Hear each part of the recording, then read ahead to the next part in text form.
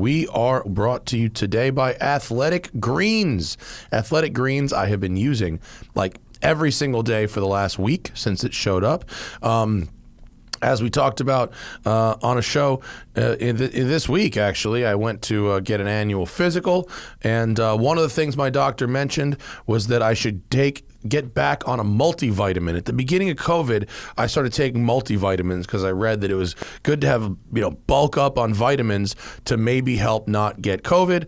And then once vaccinations came out, I kind of waned off that, and my doctor said I was a little low on some vitamins, so I started taking AG1 from Athletic Greens. It tastes good. It doesn't taste like sand. It's got kind of a mild tropical taste that I'm actually looking forward to each morning, kind of like a nice juice. So with one delicious scoop of this AG1 stuff, you're getting 75 high-quality vitamins, minerals, whole food source superfoods, probiotics, and adaptogens to help start your day right.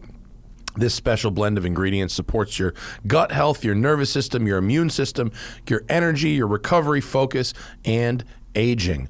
I need this stuff. I'm getting older. It's harder to maintain a healthy weight and healthy energy with the work schedule that we've got. And like I said, my doctor said I needed to get more vitamins. My vitamin levels were a little bit low. It's easy to pack. You can bring it with you when you travel. It's lifestyle friendly.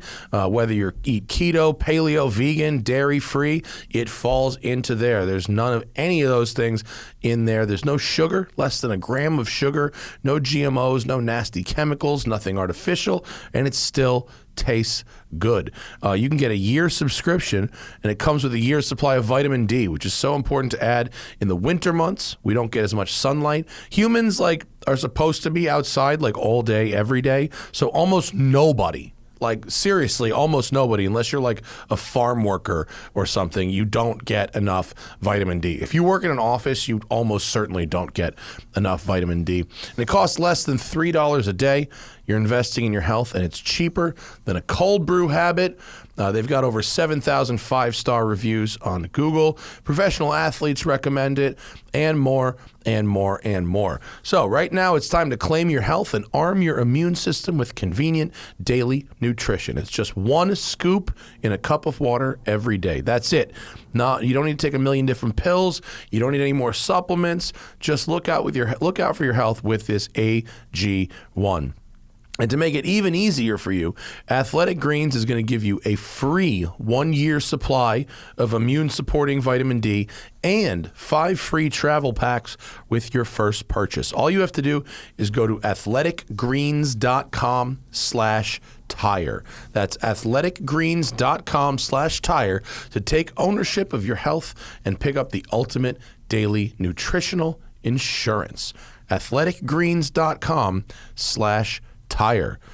Also brought to you today by Squarespace. Doesn't matter what you're doing in your life, chances are that thing is going to need a website.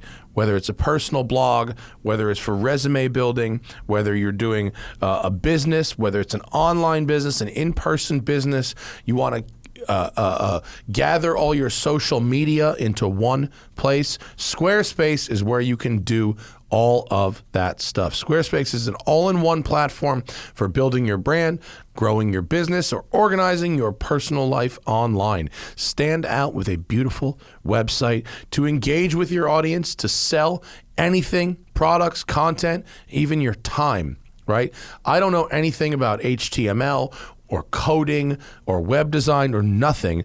And I was able to make not only the Smoke and Tire website, but the Westside Collector Car Storage website easily and efficiently just by moving boxes around and typing in words. They've got a bunch of ready-made layouts that look good, classic, that you can change certain things, but are really easy to navigate, or you can start your own from scratch. Super, super easy either way. If you want to have multimedia in there, if you want to have an online store in there, if you want to aggregate social media, you want to have photo albums, you want to have surveys and forms, all this stuff is easy drop and drag with Squarespace. I mean, I love how easy Squarespace is. The billing, the fact that you can buy a domain name and then start a website there and then manage that website, get analytics on that website. It's all in one place at Squarespace. So check out squarespace.com/tire for a free trial. And when you're ready to launch your new site, use offer code TIRE. So squarespace.com/tire and then offer code TIRE to save 10% off your first purchase of a website or a domain. Squarespace.com/tire, offer code TIRE. Double up on that tire. Double tire. And of course, lastly but not leastly, we're brought to you by BlackVue Dash Cams. A bunch of people have DM'd me on Instagram or hit me up in emails or whatever on Twitter saying that they have bought these BlackVue Dash Cams after our recommendation, our endorsement, and they love them, especially if you're a rideshare driver, a taxi driver, or you want that extra layer of protection for your car. You need to consider the BlackVue DR750X 3-channel plus dash cam with not one, not two, but 3 cameras watching the front, rear, and interior of your vehicle at all times. This camera simultaneously records the front, rear, and interior of your vehicle. The front and rear sensors is a Sony Starvis sensor, and the interior camera can record even in full darkness thanks to its infrared LEDs.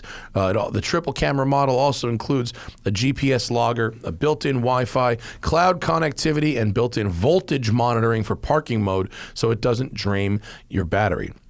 The dash cam comes with a free BlackVue app allowing you to connect to your dash cam directly or over the cloud, get impact notifications, download videos to your phone, watch the live view, and more. Moreover, BlackVue's seamless pairing feature makes connecting to your dash cam incredibly easy. The DR750X 3-channel comes with native parking mode, meaning you can hardwire your BlackVue and it will automatically activate parking mode to watch over your parked vehicle, all while monitoring the battery's voltage and shutting down if necessary. Thanks to the video buffer, the few seconds leading to triggering events are also recorded, so you never miss the important details. I love this camera because it gives me the reassurance that my vehicle is fully protected even when parked. So go down to blackvue.com, BlackVue.com/TST and use promo code TIRE to get 10% off any BlackVue dash cam. That's BlackVue, BlackVue.com/TST and use promo code TIRE to get 10% off any BlackVue dash cam. Free shipping for orders over $200.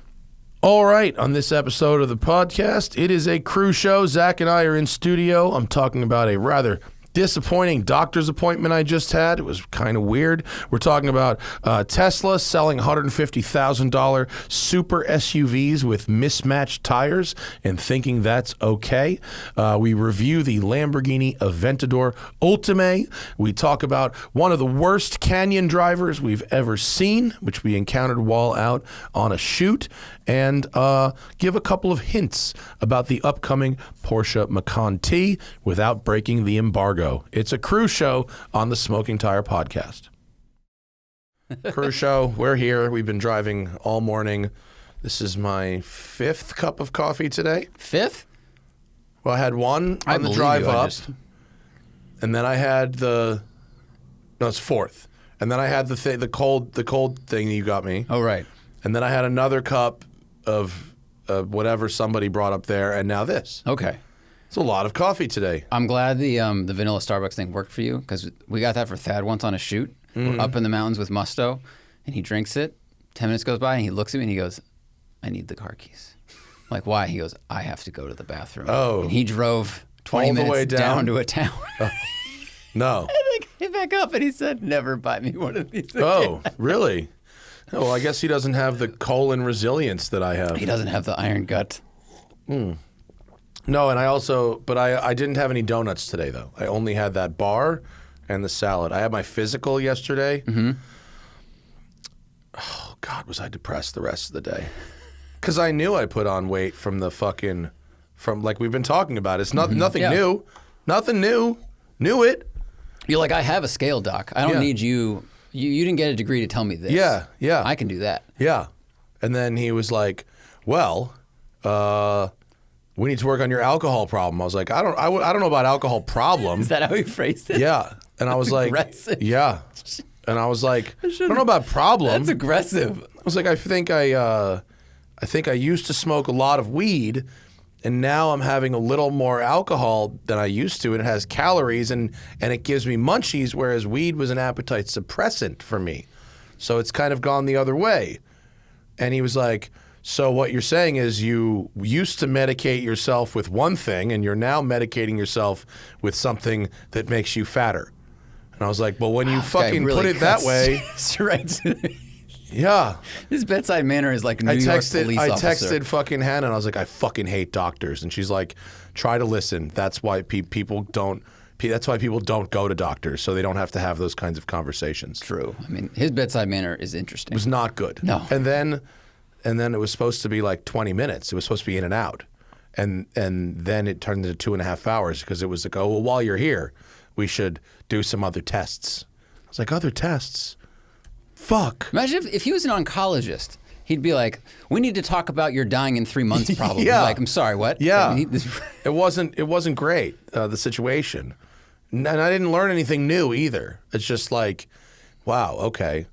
So he thinks I need to be on anti-anxiety medication so that I don't self-medicate. Like beta blocker or something? I don't know. I don't know what I don't they even know.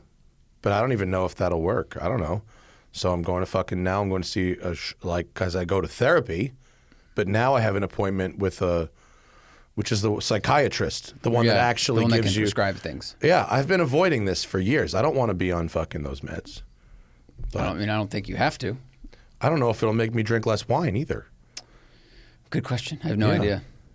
I don't know anything about lithium or any of those They things. tried to put me on those drugs like 10 years ago, and I was like, listen, you put me on those drugs, I'm going to go right on smoking weed every day. I'm not going to be like, oh, well, I need less weed now. It's not going to happen. Well, maybe now you won't because you stopped smoking weed. But if, yeah, I mean, I don't know. Either way, I don't know. It was a long day yesterday. That's a long day. It's not a good day. Did you go home and drink wine because you're like, that guy sucks? Yep. Yeah. Yep. Did. Yeah, did. I don't know anything about anti-anxiety meds. I don't know. I just know I know they're not going to make me happier. Very true. It's a Band-Aid. Yeah, stabilizing things don't make you happier. They just make you less sad. They bring this to this. Well, it's like if you're having a bad relationship and you're like, I'm just going to up my Prozac. Yeah. Like, that doesn't fix the holes in your car that were shot there by your girlfriend. Yeah. So anyway, why did we start talking about that? Coffee? Health? Yeah, we found a different trail and we went down it for a bit. Went down that trail for a bit. Anyway, but then, then after I got back from that, actually while I was in the waiting room of that, strangely enough, because of the peaks and valleys of the life, on my way to that downward spiral, something magical happened. Yeah, Lamborghini goes, the new Aventador's here, just got here. I can have it to you in 3 hours.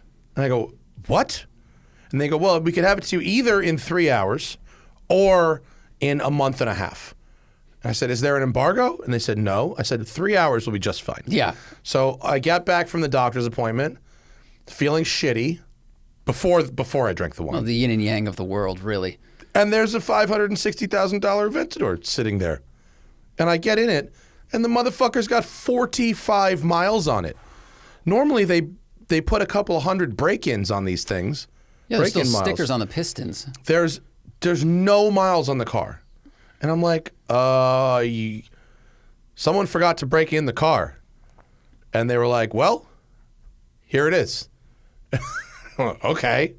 So we broke in the car. Yeah. I think it has 150 on it now.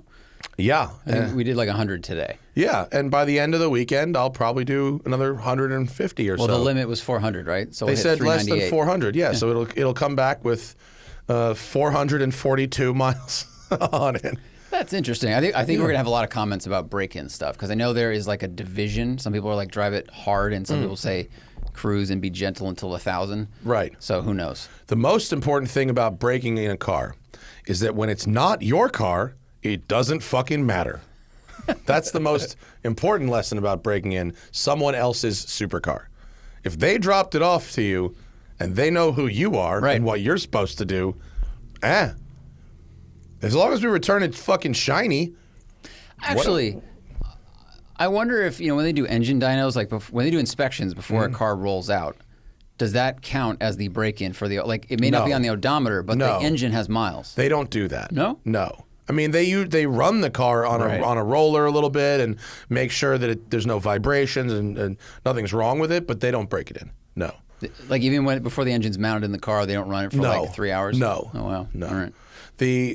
What I'm told about break-in is that you should not go near the red line, but that you should not just put it on the highway at 70 and drive across the country. You need some variance, varying loads, engine braking, stuff like that. Yeah. Tow something. Yeah. No, I'm just kidding. Don't. The only thing we didn't do any launches. That's true. We didn't. Which is probably for the best, I think. But like other than that. Well, the last time when we filmed the Countach Aventador thing back in the day, we launched that car, which is a brand new press car. We launched it a bunch. Right, but the last time, the final time, I should say, not the last as in recent, the final launch, half shaft broke. Yeah, it broke. And we were operating it correctly. We did not get yelled at for that, but that did happen. It did, yeah. Yeah. I mean, yeah. So we just didn't get really around to launching it. You don't need to with that thing. I don't know if it would launch. I don't know if it does it without enough miles. Oh, that's a good point. It may or may not. Right, I don't know the MC20 didn't have launch control. The MC20 didn't, yeah. But like... It doesn't matter because it sounds so good. You just start out at 0 gently and then jump on the gas. Yeah. I mean, it's a fucking press car. Would we not make a video with a press car? Like, I don't know. So anyway, here now. Eventually, it's VIN number 1. So eventually it's going to be valuable because it's number 1. Valuable because all the media were driving it. Valuable because we farted substantially in it from all the coffee. And valuable because it'll have a brand new engine when someone else gets it when this engine explodes. Oh my God. It comes with extra warranty. I don't know.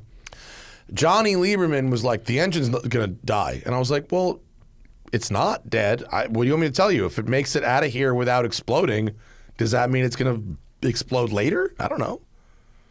I don't know. Someone who does engine stuff, let us know in the comments. Like, what is the proper break-in procedure? I think we just said what it is. Varying RPM, stay away from the red line. Don't beat the crap out of it, but don't sit at one RPM for... I mean, we revved it... All the way. 7,500. It revs to 8,500, I think. That's where red line is. Yep. Yeah. And I hit the rev limiter several times. It goes. It sounds so good. Yeah. It has 3 sounds. It has acceleration sound. Yeah. Then it has rev limiter sound. Yeah. And then it has burble, overrun, crackle sound. I think to say it's burble is doing a disservice. It's really crack. It's crackle. It's not like No, we're behind a BMW that crack. Yeah. Crack. Which is a good sound. It's so good. Yeah. It's so good. What a delightful car. Everyone should buy something with a V12. Yeah. Doesn't even matter how cheap it is. Like those CL Mercedes that have it, put straight pipes on it. It will sound like this car. It will just accelerate much more slowly. It's so what this thing is, the Aventador Ultimae, is as a fan described in the comments accurately, it's basically SVJ touring. So it's the SVJ power plant with an additional 10 horsepower over the SVJ to compensate for the fact that it weighs a little more. It has basically the shock tuning from the regular S, so it's more streetable, inboard magnetic shocks, and then it has the standard aero, but with the SVJ scoops on the side. So no big wing. No big wing. Regular Corsa tires, not Trofeo R tires. Regular interior, non-bucket seats, regular seats. Pretty delightful. It still has the old gearbox, as all Aventadors do. And the faster you go, the closer you shift to redline, the smoother it gets. Yeah, it's weird. Which is interesting. Surprising. Like low RPM, it's pretty bad. Yeah. I mean, the shifts take several seconds. It's horrible at the bottom of the power band, and it's horrible in automatic mode. Yeah, it's like riding with a 15-year-old who's learning to drive a manual. Yeah. It's like, and your head, like both of our heads go forward and then backwards. Yeah. Yeah. And it's worse in automatic because at least when you're doing it yourself, you know when to expect that. Yeah. In automatic, when it does it on its own time, it's like disastrous. But you shouldn't be buying an Aventador to drive it in automatic. It's just not a thing that one does. Yeah, you should drive it 2 gears lower than automatic would put you in, because sometimes automatic was putting me in 5th. Yeah. And like 3rd is the place to be. Yeah. It has to have that it's got to pass the fuel economy and noise tests and all that. It's got to have that baseline. And actually, it is quiet and civil. Like, if you're cruising around, the clutch engagement is better than the older cars. The clutch engages smoothly and on the takeoff. It doesn't do a bunch of revs and then engage. That's true. It is pretty smooth. It's easy to maneuver without giving it a bunch of revs, and it doesn't have the wake the neighbors tune. When you just start it, it's got a kind of a sedate, sedate for an Aventador tune. It's not like... Even on cold start? Yeah, the cold start's not that insane. I might be a little jaded because the Aventador that lives here at Westside has an exhaust on it that shakes the whole building when you start it. Literally shakes the building. And so compared to that, it's pretty mellow. But it's got the full SVJ exhaust. So when you put it in Corsa or Ego mode or whatever, it sounds the business. It's perfect. Yeah. For a Lamborghini, the sound is perfect. Yeah. Wouldn't want it louder. Wouldn't want it quieter. But it's, it's more usable on the street than an SVJ that doesn't have the super long front lip. It doesn't have the wing that blocks your rear view. The seats are reasonable for what it is. I mean, there's still no headroom and there's still very little leg room. The seats were pretty comfortable, though. Seats are fine. They had a shape that reminded me of the Bugatti Chiron seats, where they're like kind of open. They're not really aggressively bolstered, and yet the material and the way they're shaped holds you in pretty well. Yeah, and you don't need the seat to be bolstered because the door and the tunnel are right there. They hold you in. It's amazing how wide that car is and how small the occupant's cabin is. Like the amount of door and intake next to you is huge. Yeah, it is. It's a silly car. I mean, but it's good that like I'm glad that this thing still exists. In some ways, I mean, it's obviously the end, but I'm glad it's still kind of relevant, and it's ridiculous in a way that like the Huracan STO is like the STO is like garish and like, look at me, I'm a race car, and it drives nice, but with the stickers and all that kind of weird stuff whereas this is just like. It's like the definition of exotic. It's the right amount of Lamborghini, where the STO has overstepped how much Lamborghini a Lamborghini should be. Yeah. And this is, I agree. This is a good-looking Aventador with a little bit extra on it, but it doesn't look too special. It doesn't look too extroverted. Right. It's cool looking. Yeah. And it rides really good. The ride is excellent. Yeah, the ride it rides better than if you looked at it and you go, how do you think this rides? You'd go, well, that rides like shit. But actually, it's very good. No, it's really good. Yeah. So that's cool. The optional stereo I tried to listen to on the way back, garbage. Really? Garbage. How much is that stereo? Like $6,500. It's terrible. Wow. And the multimedia controls are straight out of a 2005 Audi. It was old. Jeez. It was old school when it went into the Aventador in 2012. In 2010, 11. Oh, yeah. 11 was the first model year. It was already old school then. And now it's just like, bro, come on. Like, you can connect a phone, but like I tried to do voice to text, and the voice to text doesn't go over that system. It's like calls. Yeah. It's purely for calls. No streaming music. It's for calls. I've been in other cars that had that problem where when you would hit voice to text, it would stop playing whatever you're playing, but then make a phone call to the car, and then you could. And it was like 5-second delay. Yeah. So it's actually a lot like the transmission. There's a bit of a delay when you try to use it.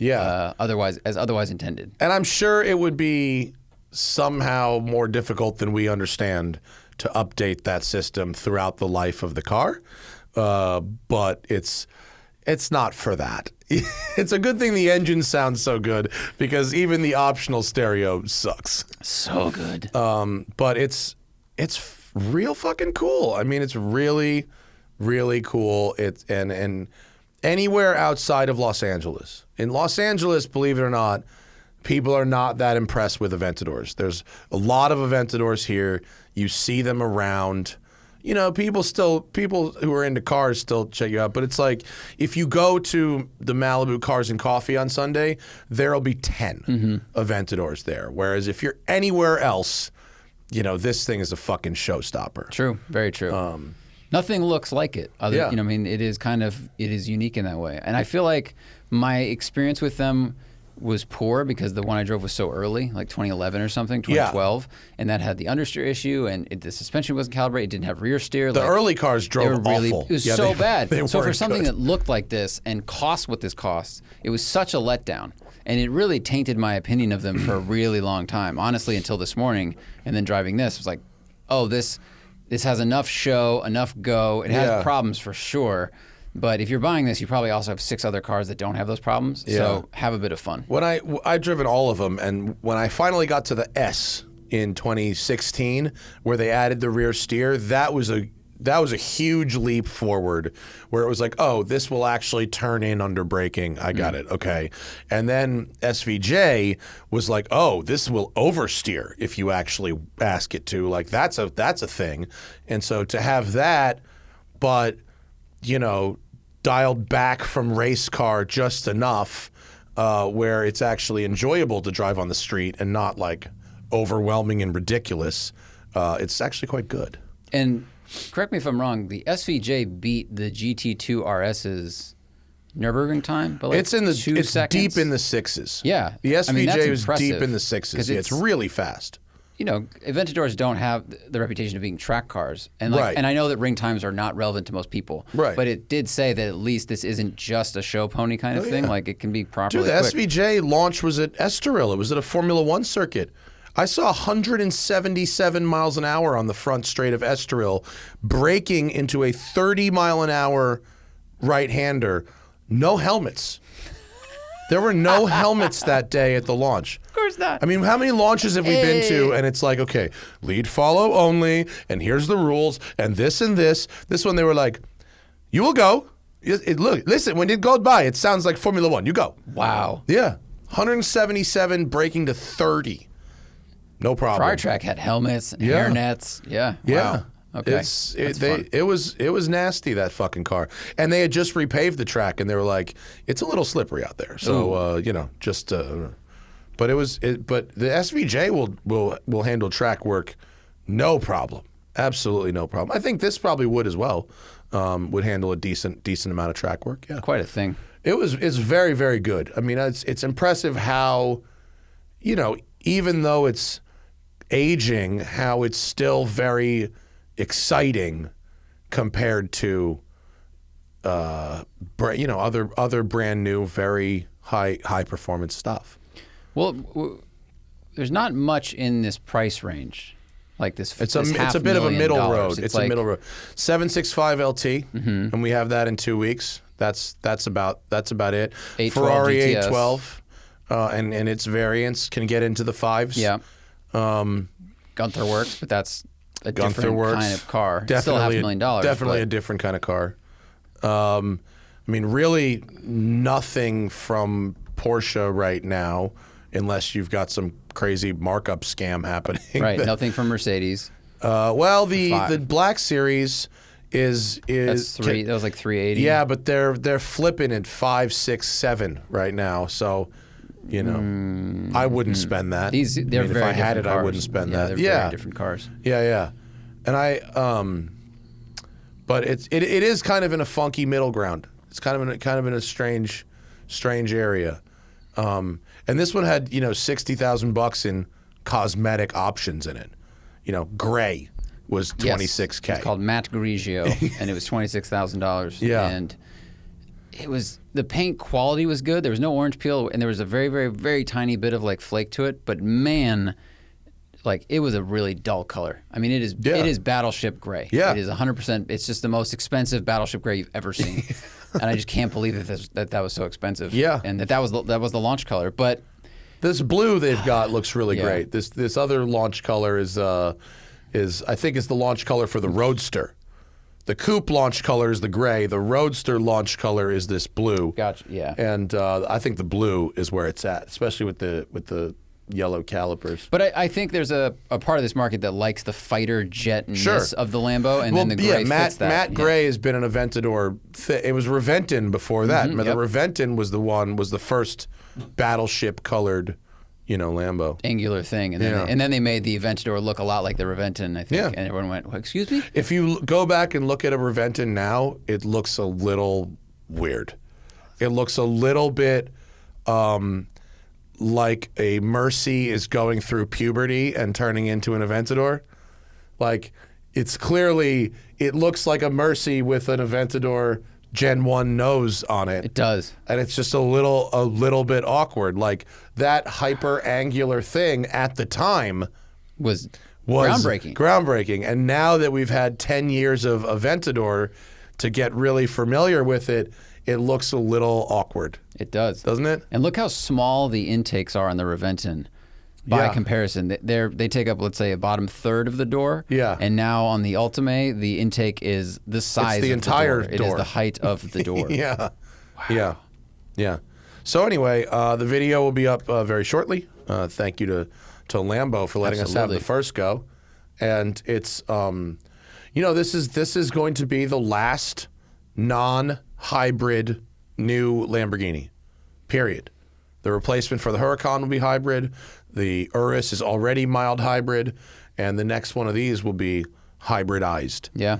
Now they might do it. It might be a little mild hybrid. It might just be relatively invisible. I haven't driven the Cyan or any of the other hybrid ones with the capacitor thing, so it's who's to say. They might do an amazing job, but that's it for naturally aspirated V12 Lambos.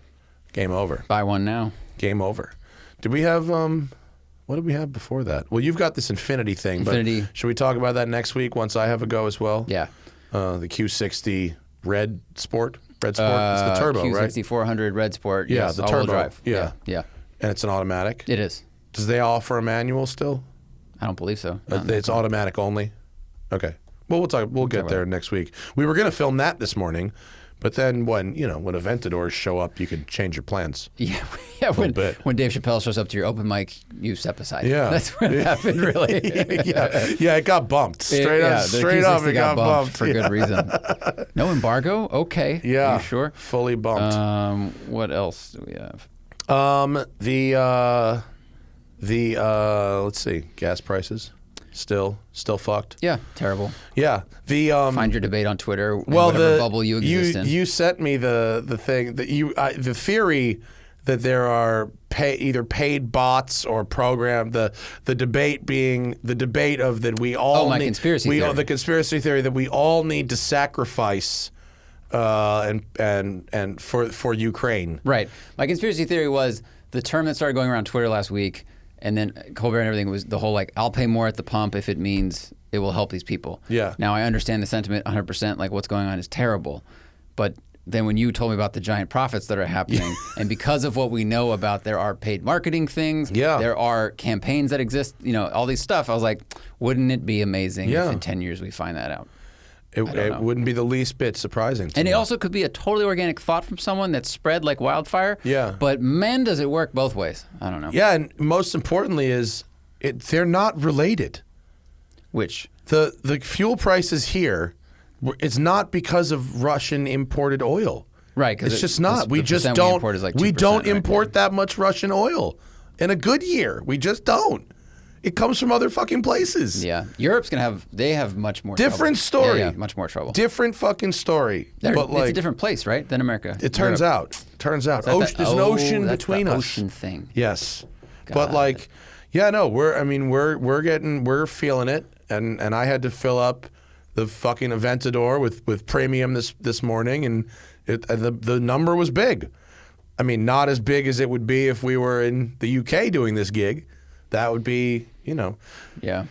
And also, it's people are the other narrative is that let's all turn around and buy EVs right now, which is also dumb. I mean, you maybe should buy an EV if you want one, if it works for your lifestyle, but when the market changes a little bit, for you to go spend $50,000 on a new car is not fiscally prudent. Yeah, but that's kind of how what happened in the early 2000s, right? Yeah. Everyone was buying bigger and bigger SUVs. We had the Excursion, Expedition, etc. And then gas prices went up, and everyone went, and then the Prius was there. Yeah. And everyone went over there, and now I think things swung back the other way. Wouldn't it be nice if we stopped buying enormous and stupid vehicles that were very wasteful? Yeah, without there being something that like needles us. But we need catalysts for change. We do. Yeah. So. Well, I mean, yeah, in Europe, people buy smaller cars that are more fuel efficient, and there's sports cars there, and the people who need a truck get a truck. You know? Right, which is like a lorry, like a truck. Yeah, like a or truck, like yeah. a small pickup truck, like an Amarok or a mid-size truck, a Hilux. They're not that big there, though. You see more vans. Like Yeah. plumbers there use vans. Yeah. You just don't see small pickup trucks. I haven't, I should say. Well, and I've been to, I don't know, 7 We owned a European pickup countries. truck, and then we owned a van, which was more useful. Totally, yeah. The van absolutely The wins. van was more useful. Yeah. So I don't know. I feel bad because the high fuel prices affect people that can least afford. You know, Of course. Yeah. It's more fucked up that it's fuel prices going up 50 or 75 cents a gallon is fucked up, but not as fucked up as the fact that that difference could mean like not fucking paying rent or buying food for some people. Yeah, you know what I mean? absolutely. That's more fucked up than just the price Well, that's why of the gas. they call inflation, and I know inflation is different than the increase in gas prices, but they call inflation like a tax on the poor. Yeah. And it doesn't really affect the rich because assets tend to go up as well, but Yeah. it actually benefits rich people. Yeah, but you have to have assets. Right. If you don't have assets, you're just working cash to cash. It's like you're super fucked. Yeah. Yeah. So anyway, that's what's happening in Los Angeles today. I don't. What else did I have? What day is it? It's Friday. It's Friday. It's been a weird week. Yeah. We've had a lot of cars, a lot of shows. Everything kind of got interwoven. It all got fucking blended. Yeah. There was a beef this morning at Good Vibes. There was. We don't know. We saw the beef. We didn't see why it started. And No, then but there it was someone on the way- a go canyon ahead. etiquette beef. Yeah. Basically. We should talk about the importance of canyon etiquette. It seems that there's people that are in the last couple months. I've seen less canyon etiquette Yeah. in the last couple months than I've really ever seen. I think with Good Vibes popularity, I feel like I have seen an increase in aggressive driving, and whether that's the groupthink thing, or this is what everyone's doing, or it's just people getting a little excited to like go join the crowd. Like this morning, come around the corner, the photographers that are with us. Misha passed us going quickly. That's fine. We trust him. But right behind him was a Mercedes going also very fast in a much older car. Yeah. And apparently on the next corner, that person got CLK oversteer. Black Series was fast in 2008. It's not GT3 touring fast. It's not a GT3 Touring. Yeah. So I think, and we saw someone passing double yellow a couple weeks ago. They had visibility, but it was on a corner. It was not smart. Yeah, It there was people real past stupid. that guy in the 335 passed double yellow on the way down That was today. the sketchiest thing of the day. That was after three super things. shady. He passed a car in front of us and then a truck. On a blind corner. And then quarter mile up the road, he was pulled over just looking at whatever his phone. Yeah. So he wasn't even in a hurry to get anywhere. He had Burble Tune on a 335 with a fake M badge. M3 badge, yeah. Oh man. But talk about the beef. Sorry, I derailed. No, it doesn't. It's just like poor canyon etiquette, and we could share some blame. I don't know exactly what happened. The accusation was that someone came up on another slower car very fast and freaked them out. That person did not take an opportunity to pull over and let them pass, and was driving in their mirror, moving around the road and kicking gravel up at the car behind them. And then that turned into, when they both got there, screaming at each other. Yeah. Basically. And I don't really know either of the people very well. I've seen them before up there, but I don't know them very well. But like, the bottom line is, if there's a turnout every 200 fucking yards up these roads. Like, there are so many. You can't pass on the double yellow because it's illegal and it's fucking shady. But if there's faster traffic, you just fucking pull over. Yeah. That's it. You just pull over. And if you move right and you signal, the other car will go around you and they'll be gone. That's it. And then you drive at your own pace. But there's this sort of rage that happens with people who think that the speed that they're going is the appropriate speed. Right. And anyone who's going faster is a lunatic, you know, and you get this, but you don't just like let them go and then go about your business and then they go about their business. And if they're going too fast, they will have a crash. you know? And but it seemed like the person who was in front was still going at a pretty decent clip, but not quick enough for the person behind who was like tailgating and wanted to get by. But the pressure of that person being there caused the person in front to drive sloppily. Right. And possibly looking at their mirror a lot because they're like, why is this person so close? Yeah. Are they going to hit me? I mean, I think if you're behind somebody in the canyons and you're someone who's going fast, you shouldn't assume the person who is in front of you is comfortable with what you're doing. On the way back down, I was thinking about this. Like, I feel like we are the oddballs up there. There are people commuting. There are people that are driving to go hiking. Like the people that basically are obeying the law entirely. Yeah. And we all tend to speed a little bit.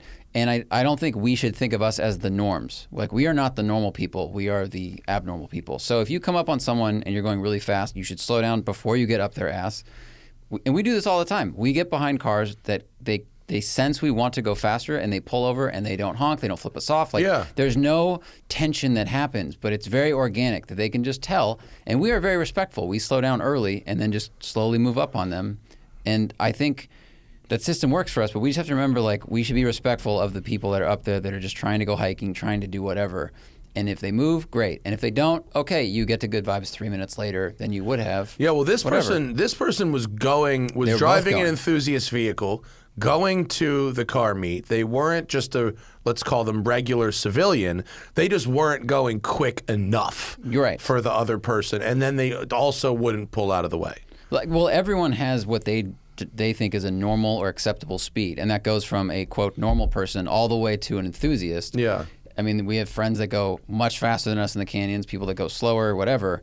So I just think everyone needs to recognize that everyone's an individual. Yeah, and there's Calm like down. the driving in groups, is like the easiest way to have a crash. True. Like, just don't do that. Yeah. Like, talk to your friends when you get up there, but like, don't.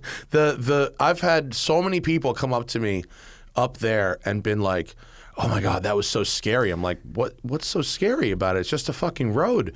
And this guy, I was with my friend and he was going and I was trying to keep up. It's like, whoop, there's your mistake. Yep. Different skill levels, different cars, different experience. Don't do that. The different hardware. Yeah. I mean, skill level is very important, but I think people maybe overestimate their skills a lot, but when they have different hardware and they try to keep up and they go, oh shit, I'm in a base Fiesta and they're in a McLaren. Yeah. And I almost lost it in that corner. Like, no shit, man. Yeah. So I feel like between this CLK getting oversteer, last week it was a Fiesta passing 4 cars on the inside of a double yellow. Yep. Yeah, it seems like the etiquette is going downhill and it's making me nervous. Yeah, I totally agree. Yeah. And like I try to we go quick because we know the road. We have quick cars and we're up there early and we really do our best to be invisible at the same time. And like, you know, there's people that will just straight fucking pass you on double yellows. And what's sketchy about that is you don't expect that to happen. Mm-hmm. You're not prepared for that to happen. This person's now somewhere they're not supposed to be at a time they're not supposed to be there. And even if you're going quick, that isn't in your register of things to look out for. Right. You know? And then if someone, God forbid, you're on a corner and someone comes around going the other way. Yeah. Because the person who's passing you is a real fucking idiot. Well, now you also have to deal with this problem they've caused. Yeah. Are they going to crash into you to try to get over? I mean, there's just a lot of variables that could go really wrong. Yeah. And it's not just like our Puritan American laws. Like I know like British folks will, you know, because they're used to having unlimited passing zones on some of these roads. Mm-hmm. British folks will often take the sketch line because they think that because they're from England, they have X-ray vision and can see through blind corners. True. But the reason that road is a double yellow is because there's very few straightaways long enough to safely execute a pass anyway. Yeah. There's granted, there are a couple straightaways that I think a dotted line might be prudent. And there's a few turnouts, and there could be a few more. But most places up there, there's not enough room to execute a pass safely anyway. Yeah, even if you have a fast car. Yeah. You know? Yeah. So please use good canyon etiquette if you're be listening careful. to this program. Don't be fucking sketchy. Lots of questions from the Patreon. Of course, get in on our patreon.com/The Smoking Tire Podcast if you would like to submit questions for the show, if you would like to get the show early, if you would like an extra podcast each month, the 9th show, then you got to be on the Patreon, patreon.com/The Smoking Tire Podcast. Let's get to it. Nate M says, we were talking with Reggie about older Hondas making a possible comeback. I'm in the market for a fun canyon/track sedan. What would be a better driving experience for 10 to 15,000 range, including maintenance and mods? An E46 330i, an older EK Civic sedan, or an early to mids 2000 Civic Si with a larger budget for mods? Well, you're not getting a 2000 Civic Si with mods in any kind of decent shape for 10 to 15,000. Not anymore. That's a $25,000-$30,000 collectible vehicle right now. Crazy. Maybe one with a salvage title, or one that's like fucked. But like Lots of miles. that's a $30,000 and up collectible now. Older EK Civic sedan, plan on doing a full suspension and swapping the engine. Yeah, but I drove one of those. This guy got it for $3,500. This was in 2018, and the engine was weak, but the handling was amazing. Yeah, it was excellent. Well, they're like double wishbone. I mean, they have. Is it double wishbone? I think they are. I think they are, think and that's so correct. is the Sentra for certain years. The boxy Sentras. Boxy Sentra. E46 330i is a nice car. 10 to 15 grand isn't getting you a great one. It's getting you an okay one. But if you get one with higher miles but has good maintenance, I mean that'll give you a really good. That's a good driving experience, and it's a good like commuter car. And it's a comfy long distance car. Like it's a lot of those things. The EK Civic sedan for me is a great baseline to do a budget build. You just get a bigger motor like a K24. Just drop that bitch in, and you've got just one from a newer, better Honda. Or Acura, or even like the CRV motor, or whatever those, some put the Revy S, the Revy head, and then the valve, the good valve springs, so you can fucking rev the shit out of it, but it's a project. It's not. It is, but I think if you're gonna do lots of canyon and track, I would go with the Honda either way. Even if you can't drop the engine in. We both own E46s. Like you're gonna drive it really hard at the track. Like you're gonna have to do a lot of supporting mods to keep that oil in check and all the other things. And if it breaks, it's expensive and it's complicated. And the Hondas just they take abuse way better. Yeah. Yeah. Austin Medelsky, new GR86 versus 2007 Corvette. A 15-year-old Corvette is going to be not great. It's his fourth car. It's a fourth car. I mean, Depends on what the other ones are. Similar price, front, rear, trading age for horsepower. I mean, the Vette's so good at so many things. It's just such a known quantity. Like if you want to track it, if you want to autocross it, if you want to, I don't know, but GT like his it, like 07 is like, that's like an LS2. I don't think that's even the LS3 car. It's also like, is it going to be Z51?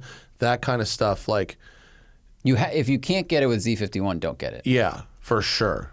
Is the 2007? It's just kind of like a meh. They're okay, but they're not that great. Like, unless it was a Z06 or a Grand Sport, like a base C6 is not that great. It literally won't be up in the canyons. Like, the new 86 probably would run just as quick as that Corvette. Yeah. And the problem with those Corvettes is they feel like they're made of Legos, especially once they're 15 years old.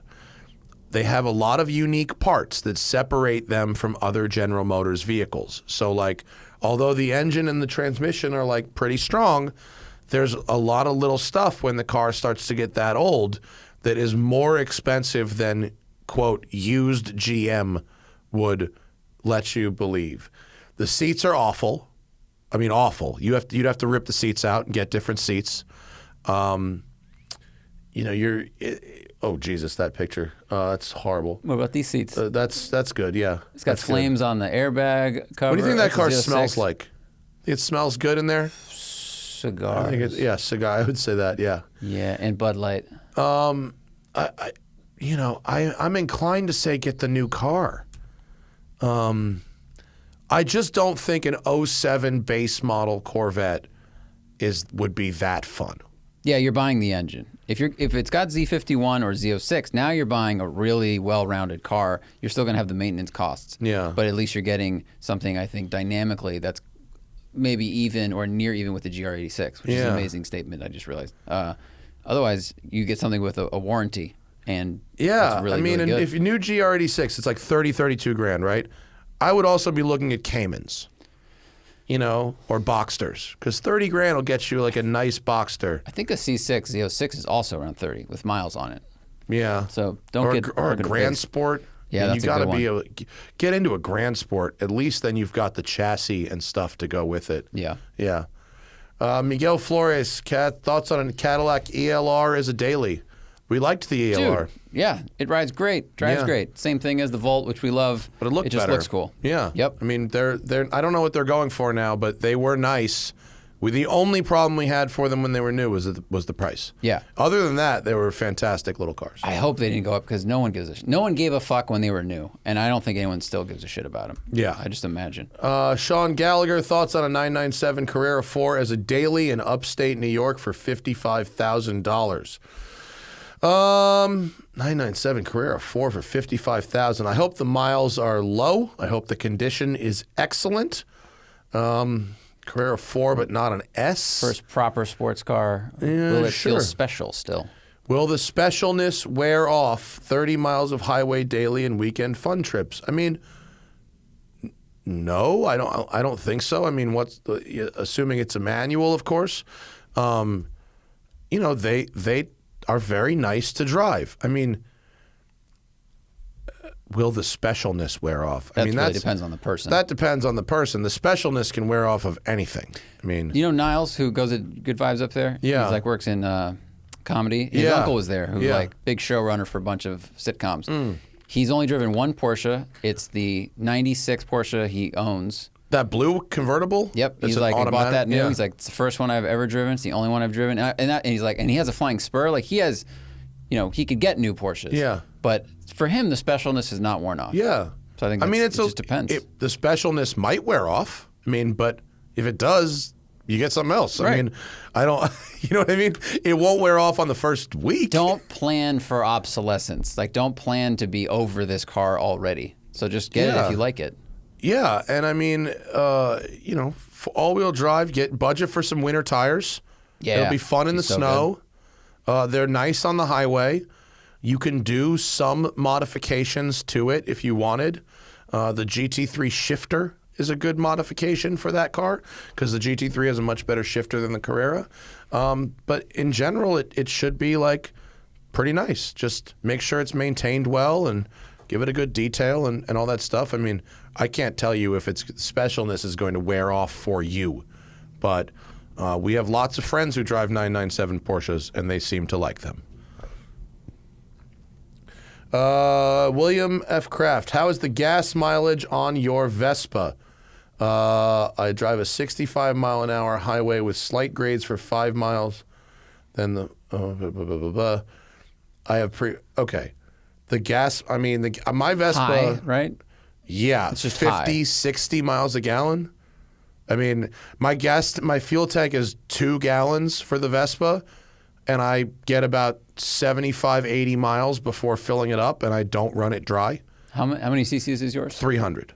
Okay. So my I got the fast one. It'll cruise comfortably at 65 to 70 and still have a little bit of room left in the throttle to make a pass. It doesn't accelerate fast from 60, but I can do 80 in it. Unless I'm into a big headwind, and then the limit comes down to like 72, 73. You could pass double yellow in the crest if you wanted to, you're saying. I've ridden it up there. Yeah, I bet. I've ridden it in the canyons in Malibu, and it was fun. I mean, the gas mileage is so good that it doesn't matter. You know, if once you're over 50, what's the fucking difference anymore? Yeah. I mean, it's so good it makes absolutely no difference. I never think about it. And when I stop to fill it up, it takes 45 seconds. And then I put in 1.6 gallons and I'm fucking gone. Yeah. You know, I love my Vespa. I've just been riding it a bunch this week. It makes me very happy. I got from Venice, this is inside baseball, Venice to West Hollywood in 25 minutes the other day in morning traffic. It was rad as hell. Cargo box on the back. I can get groceries. I can leave my helmet on the bike. I don't have to carry it around when I'm there. Vespas fucking rule. I do need to get it serviced soon. It's been 18 months since I've had it serviced, but it is absolutely delightful. And if you were riding a 50, this dude said he was riding a 50. If you're going from a 50 to a 300, world of difference. Absolutely. I mean, you're on pace with cars on the highway now. It's a whole world of difference. Plus, bigger wheels, bigger brakes, better tires, better suspension, a more stable frame at speed. The Vespa 300 is where it's at. JD wants a recommendation for watch insurance. My watch insurance goes through my homeowner's insurance. I would call if you own a home, I would call your homeowner's policy first. If not, I mean, Hodinkee offers watch insurance. I haven't used it, but I've heard it's okay. Renter's insurance is also... They'll do if it? You rent, yeah. I don't know if they'll do it for watches, but I know they cover lots and lots of things. Yeah. I mean, my homeowner's insurance is fucking great. If I flush a watch down the toilet, or if I get robbed at gunpoint, or if I smash it on the ground, it's fully covered. It's 100% coverage. So it's, and it's not particularly expensive. Troy Sanders, Daly's a 1988 M5. Good for you. So cool. Interested in something that delivers as much engagement and smiles, but perhaps in a smaller package. Comparable price to the M5. $30,000 to $70,000 range. Smaller. I mean, that's not a big car. Not a big car. You can get a 911. I mean, get a G-body 911. You could get an E46 M3. Which is bigger than that car, I think. Maybe even a little bigger. You could get a great, like the best 325 IS in the world for that. You could get a 2002 for that. A very 2002. Cool one. You can get an S2000. You could also get an S2000. A great S2000. That's a smiley car. You could get a pretty decent clean title Integra Type R.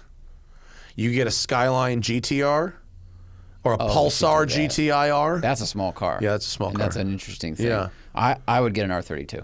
R32? I would do that. Skyline R32. Yes. Yeah. Sorry, Skyline R32. Skyline R32. Because everyone will smile because they'll be like, oh, that's so interesting. You'll like it. It drives nice. Yeah. Still feels small. Yeah. Yeah, but it also feels modern. Yeah. I would say that. Connor Hawley, is the Boxster Spider track legal? Yes, it is. Boxster Spider has factory roll hoops. What's that? You guys gonna go? Oh, go ahead. Yeah, you can go. There's some photographers from Avance magazine who are here doing a story on me, and that if you see them in the background of the studio today, that's what's happening. Alejandro, I know you've done Lemons races. Any thought into doing one of the multi-day Lemons rallies? Nope. Racing shitboxes is fun because you're racing them. What? I don't even know what the Lemons rally is. It's what you think it is. It's a road rally in terrible cars. Oh, okay. I don't want to go fucking 1,000 miles in a terrible car. So you're a circus of shitboxes. It's a circus of I mean, nothing against that. I understand. Oh my God. The tagline is amazing. Why brake on track when you can brake on the side of the road? I mean, that's funny. That's very funny. It is funny. I love these but guys. exactly that is the reason I don't want to do it. Yeah. I don't want braking down the side of the road is not fucking fun for me. We've done the coastal range rallies, the driving while awesome events. Did that Radwood sold to Haggerty this week, which is interesting. I wonder if driving while awesome was included in that. I don't know. I hope it wasn't. I hope that stays separate. But the Driving While Awesome rally was a affordable rally in reasonable cars, mostly vintage-esque, late model cars, and I found that to be excellent. But there's not a lot of appeal in Lemon. If I was going to do a real shitbox event, it would be like the Gambler. I mean, I just don't want to fix something away from a pit or from my house. Like this, if your car works, it's cool. You can art car across the country or across the state. And if you're David Tracy, where you're a glutton for punishment, rock on. This is not for me. Yeah, no, not for me either. JJ said, I'm addicted to my Lotus Elise's steering feel and feedback. Is there anything that can carry 2 children and provide anything similar? Similar to a Lotus Elise? Yeah, Lotus Evora. Yeah. I mean, the Lotus with the back seat. I don't think an Elise has power steering. No, the you're Evora right. does, Yeah, but it right. still has great steering. It does. I mean, the answer is Evora or an old 911, an 80s 911, with manual steering. 79 to 89 Porsche 911. Or a 997 GT3. Yeah, I mean, no back seat in that. What? Oh, yeah. Yeah, no back seat in the GT3. I mean, if he's trying to chase a steering feel dragon made by Lotus, that's a pretty high bar. It is a very high bar. You might as well just get another Lotus. Just got to cater him with a trailer and put the kids in the trailer. Yeah, Lotus Evora. Yeah, I mean, or an Integra Type R again. To go back to that, Integra Type R. This is a follow up from him. Had great steering. What? What about assorted E40? No. CT4V Blackwing. Yeah, for a 3,600-pound car, has great steering. But if we're talking about the Lotus's steering feel, I mean that's a very high bar. Yeah, it says he needs rear-facing seats. Rear-facing seats. So you need a 4-door car, which a 4-door car with Lotus steering feel. I mean, the Giulia Quadrifoglio is a good start, but it's an awful car. And it has very strange behaviors in, like, if you go full lock, the Ackerman angle is all fucked up. It goes gunk, gunk, gunk, gunk, gunk. That's terrible. Their reliability is not great. No. Not great. I would go CT4. Yeah, I guess. Blackwing, of course. I don't know about feedback compared to a Lotus, but it certainly is sharp. Yeah, it's very good. Yeah. It might be too big, but like Panamera Turbo.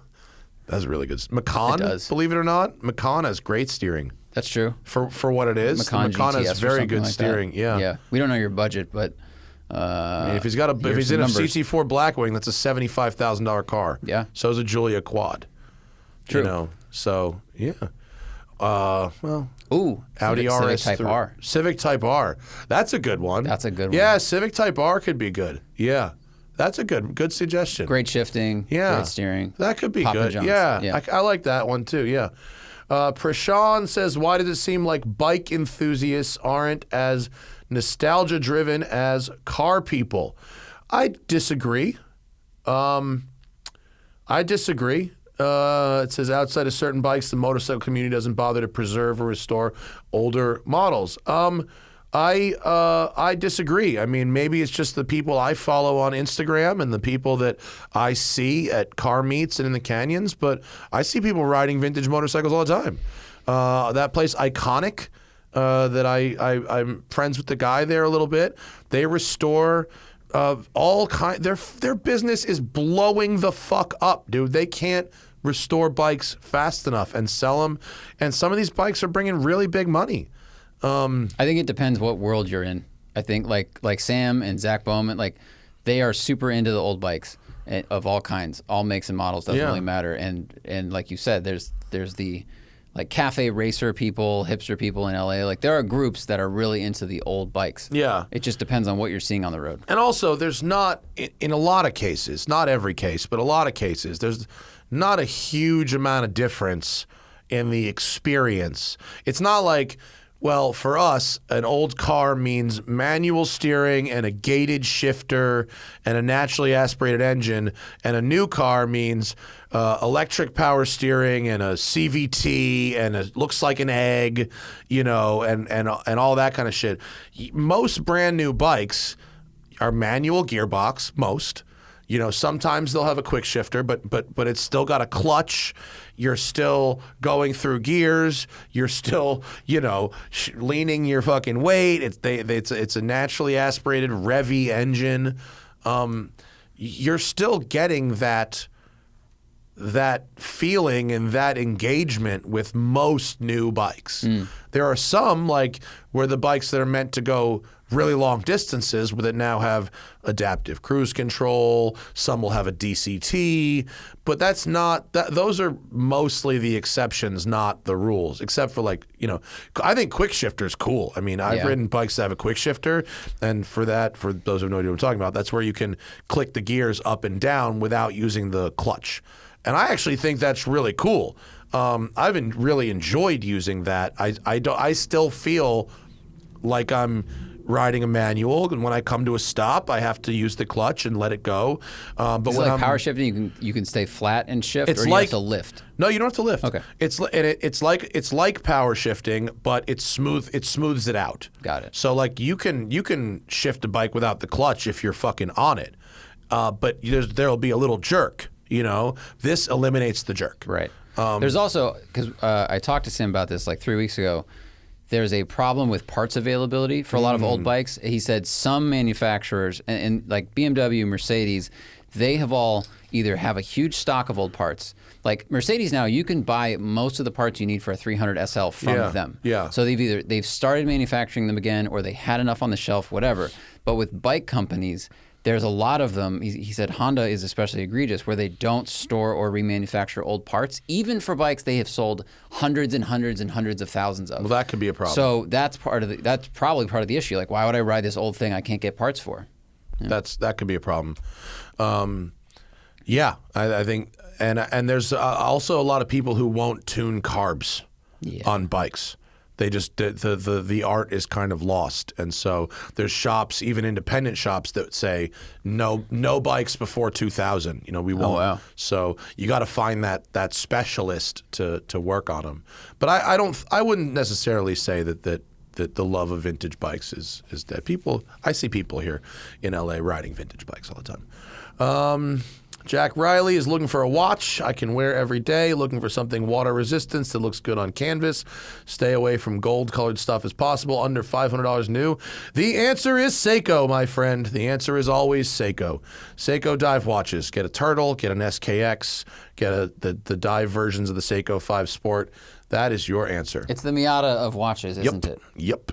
I mean, especially at that $500 price point. If you're talking about $500, there are options. You can get a Timex, makes some okay stuff, but if you're asking this guy, the answer is Seiko. Foxicious, name at least one car that could be drastically improved. Oh boy, from changing one component and improved from a driving perspective by changing one component. Same car. Change one component to improve it visually, and one for driving. Okay, the BMW M3. You change the front end. Ah, dang it. Just go back to the old front end visually and improve from a driving perspective by fixing whatever is wrong with the shifter, by making the manual available with the competition model. Give it a T6060. Yeah. Yeah. It needs that. All right, I'll take the CT4V Blackwing. You could change visually. The back end needs, I think, something's wrong with the shape of the trunk. The trunk is too big and the taillights are too small. Right. The shape of the trunk. It needs like a crease down the middle. Crease down the middle of that trunk might help it a lot. And then driving, I mean, I wouldn't change. I would go back to normal power assisted brakes. I'm still skeptical about that whole servo thing where it always feels the same, even when the clamping force changes. That freaks me out. Okay. Ha! You thought that was going to be hard, didn't you, foxicious? Evan Byrne says the engine in the LC500 is frequently lauded, and on paper, it is similar to the Coyote. Can you compare and contrast these engines? The LC500 engine feels like it was assembled by people who, if they don't do a good job, they have to kill themselves afterwards. Like, it's the same, but it's way more precise. I mean, it's by Toyota, basically. Yeah, it's when you rev it, it's like a Coyote motor. It's a good motor, especially for the price of the cars that it comes in. But I don't get the feeling when I drive it, and it could be because it's made into that piece of shit gearbox, but I don't feel like I could fucking blast that thing to 7 and keep it there for 12 hours. Well, whereas with the LC500 engine, it feels like I could do that without a problem. It could be motor mounts, it could be NVH. There's so many things, but basically you feel more of the engine vibration through the car, I think, in the Coyote than you do in the LC500 or similar Lexus products, and that's what it is. It's like it's a V8, but the car vibrates like an inline 6. It just feels more precise. I mean, it just feels like a tighter, snappier. When you downshift it and blip it, it's just more snappy and responsive. Yeah, that's really the big differences for me. Blake Fee. Did you see this? Yeah, that Tesla has pretty much. Well, we already know that Tesla thinks their customers are stupid, and they, in some cases, are very right. And I know this because I posted this story on my Twitter a couple days ago, and the Tesla bootlicking, the lengths that people went to defend this. So basically, Tesla was delivering new cars, and it wasn't just the Model X. It was delivering several different new cars with mismatched tires.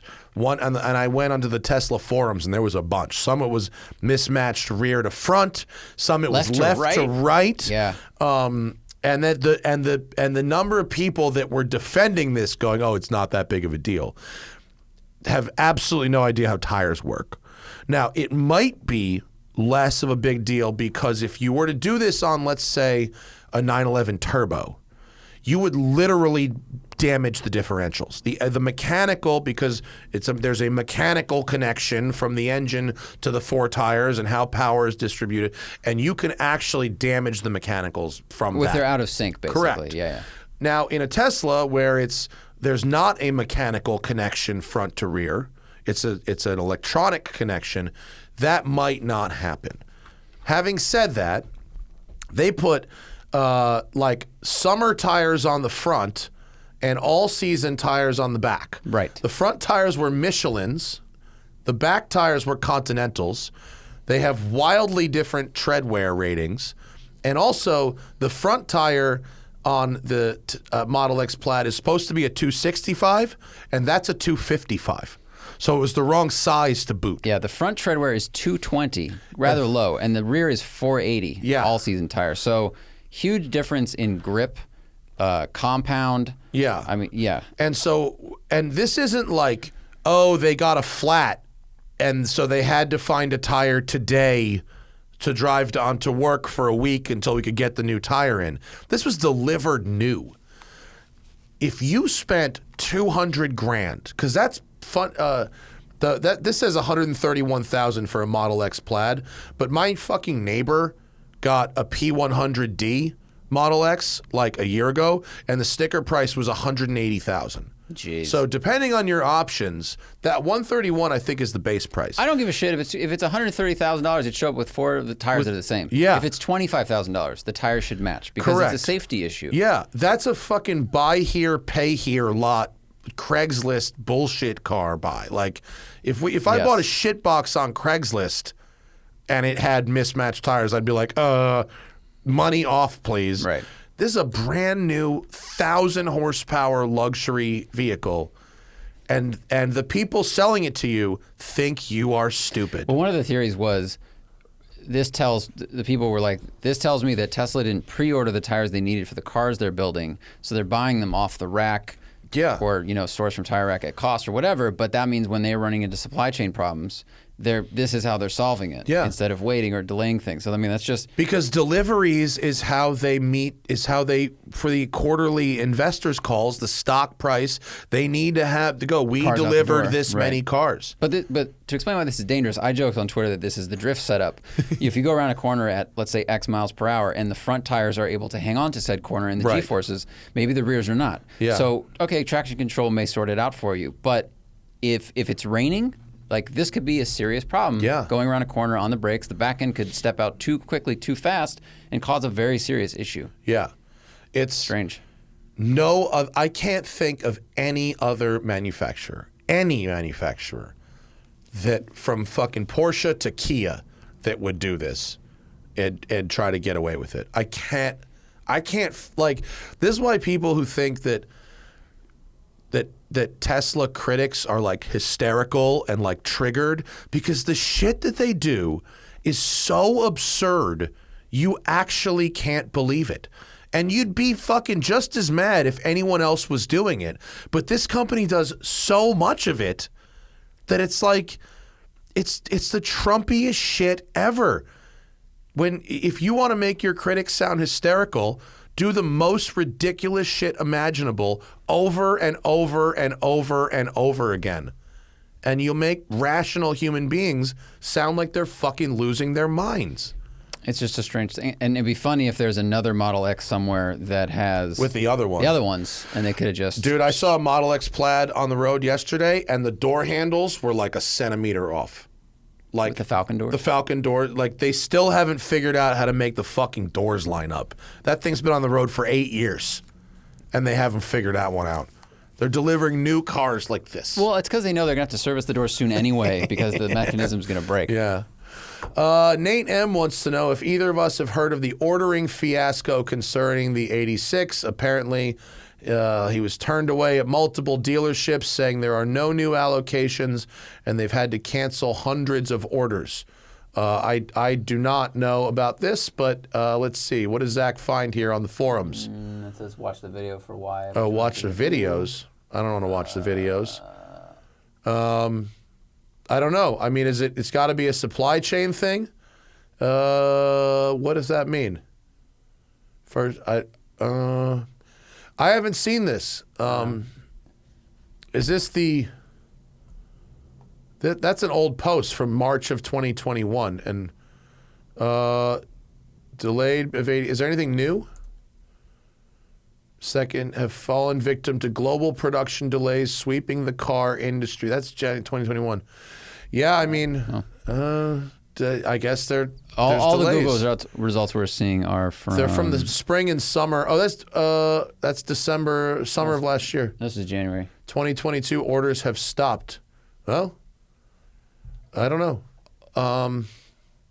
Yeah. The sold order allotment was met. Oh. It sounds like they got enough pre-orders, that they're just not taking new ones until they know their new allocation numbers. And maybe there's supply chain issues. I don't know. Yeah, that's what it... Okay, so I thought it was going to be like a problem, but it looks like they just sold out of them. And they know they won't be able to... It's the same thing as the Maverick. Ford has so many orders for the Maverick, they're like, we can't take more orders for 22 because you won't get it until 23 or 24. So why take your money and tell you it's going to be a truck this year? Yeah. Well, that's unfortunate, but it seems like it's business as usual. This car's too good. It's sold too quickly. Let's see. Scott says, if you're a person that could comfortably afford a BRZ but could stretch for an M2 or a Cayman, is the driving experience different enough between a BRZ and the more expensive options to justify the stretch? Daily driver. It's not the driving experience so much as it is the luxury experience. The Cayman and the M2 are much nicer products. You could feel the difference in them without actually driving anywhere.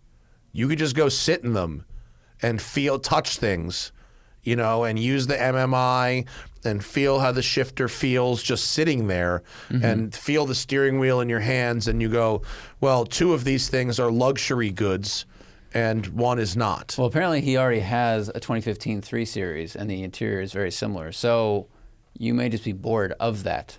So you're going to be getting the same car, but it's going to like be agile and fast as hell. It'll be exciting. Yeah. So I think the question for you is, do you like the 3 Series interior and you want to stay with that but just add power? And if you want something different, then you could go with a Cayman, which has similar build quality but is a totally different driving experience, or you get a GR86, which apparently you can't get.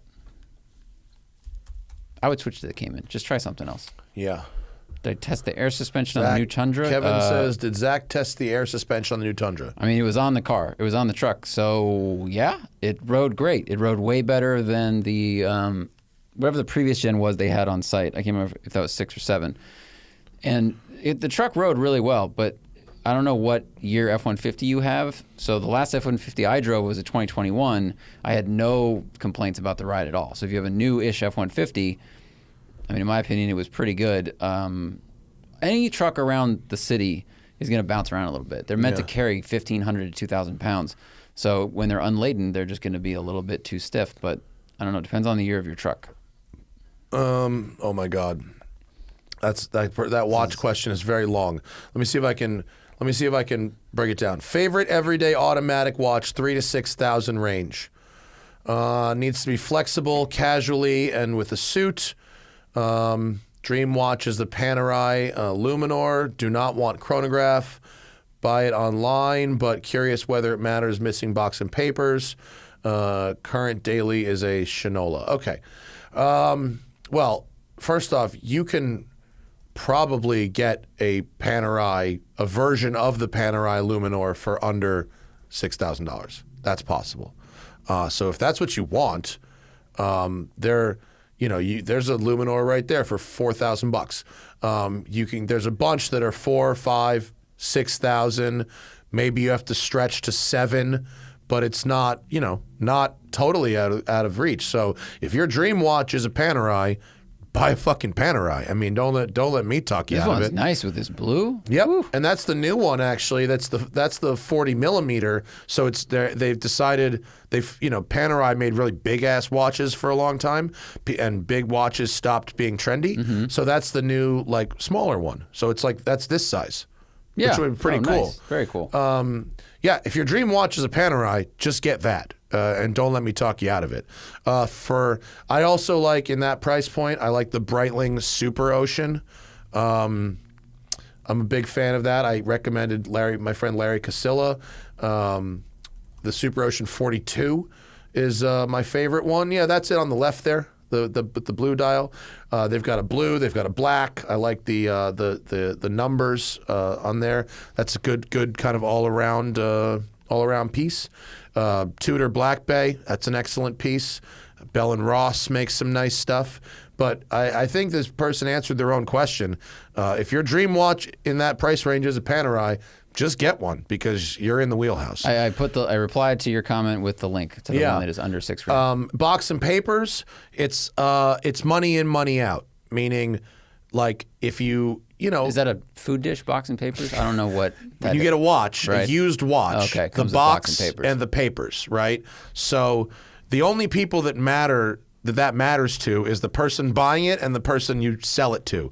In between, when it's on your wrist, it does not matter if it has a box and papers. So you can save money on the way in by not getting box and papers.